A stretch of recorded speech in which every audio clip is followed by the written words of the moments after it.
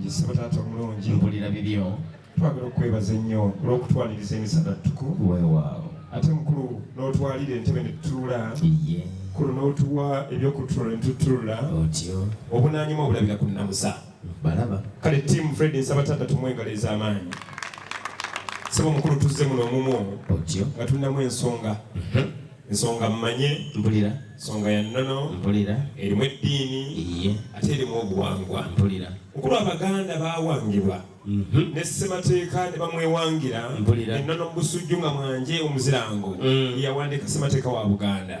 ssemateeka wa Buganda akkiriza otyo omwana omuwala okulaba omulenzi mpulira ate era akkiriza omulenzi okwezuulira omuwala mpulira naddala ng'amugye mu maka amatuufu mpulira sebo mu ddiini kyawandiikibwa nti Adamu yali awuubadde laba Katonda n'amutondera Eva mpulira ate era mu nnono otyo tunonooza nti yali nnambi nantutulu eyafumba ewa kabaka Kintu Mbereberye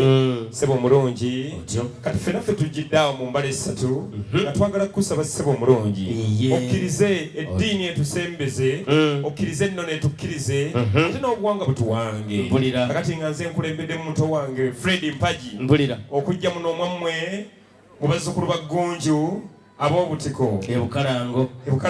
otyo mukulu nga tuzze kulaba ekyaffe kye twasiima obwedda mpulira anti ye mwana w'omuwala Veronica oyo gw'omuzaala mpulira tukimanyi bulungi nti abaana abazaalibwa mu mpya zino ye tebamala gatambula kusukka oba oli awo makubo nga tebalambikiddwa weewaawo so we twamusisinkana gye yali atambulira otyo yatugamba nti alina gy'ava kye twakola okusooka kw'okuwandika ebbaluwa yagenda eri Ssenga mpulira Ssenga n'atulabako n'ataganjula ebyaffe n'ebyammwe n'akiraba nti ffe tuli bansene nate mmwe nga mweddira butiko weyetegereza obulungi ng'alaba tewaliwo kiyinza kuziyiza ffe kutuuka wano mu maaso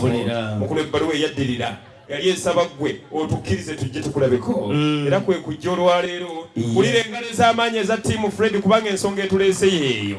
ssebo omulungi tuzze naye tujjidde ku ndagiriro ya Ssenga kubanga yakwata ebbaluwa yagimanya